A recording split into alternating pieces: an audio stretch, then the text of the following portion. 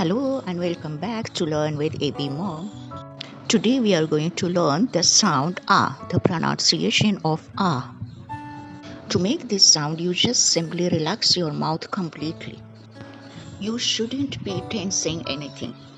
Your tongue doesn't need to do anything. You do nothing with your lips. You don't do anything. Open your mouth just a little bit and just make a sound. Uh, uh, uh. That's the sound we need. So let us read together. About, about, correct, correct, correct. Teacher, teacher. For example, the teacher corrected the homework. The teacher corrected the homework. Can we read it more faster? The teacher corrected the homework.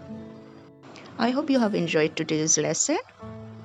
If you need more information about the sound, just you have to write in a comment. Bye.